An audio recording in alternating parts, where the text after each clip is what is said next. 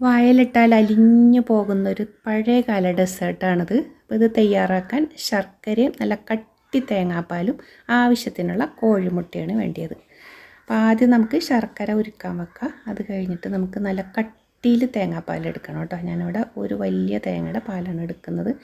കൂടെ തന്നെ ഒട്ടും പിശുക്ക് കാണിക്കാതെ 6 കോഴിമുട്ട തന്നെ എടുക്കണം കേട്ടോ. അപ്പോൾ അത് നമ്മൾ ഒരു ഫോർക്ക് വെച്ച് നല്ലോണം ഒന്ന് ബീറ്റ് ചെയ്തെടുക്കുക. ശേഷം നല്ല തിക്കായിട്ടുള്ള തേങ്ങാപ്പാൽ 1 കപ്പ് അതല്ലെങ്കിൽ 1.25 കപ്പ് കണക്കാക്കി ഒഴിച്ചു കൊടുക്കുന്നുണ്ട്. പിന്നെ നമുക്ക് ഉരുക്കി അരിച്ചെടുത്ത ശർക്കര അല്പം തിക്കായി തന്നെ ഇതിലേക്ക് ഒഴിച്ചു കൊടുക്കണം. കൂടെ ഒരു പിഞ്ച് ഉപ്പും ആവശ്യത്തിനുള്ള ഏലക്കപ്പൊടിയും ചേർത്ത് കൊടുക്കുക. വേണമെങ്കിൽ ഒരു ചെറിയ ടീസ്പൂൺ നെയ്യ് ചേർത്താൽ നല്ലതാണ് കേട്ടോ. ഇനി ഇത് അരിച്ചെടുത്ത് അല്പം കുഴിയുള്ള പരന്ന പാത്രത്തിൽ നെയ്യ് തടവിയതിന് ശേഷം ആവി വരുന്ന അപ്പച്ചെമ്പിൻ്റെ മേലെ വെച്ച് ഒരു അരമണിക്കൂർ കൂടുതലായിട്ട് വേവിച്ചെടുക്കുക. ഇതിൻ്റെ ടേസ്റ്റ് പറഞ്ഞറിയിക്കാൻ കഴിയില്ലേ.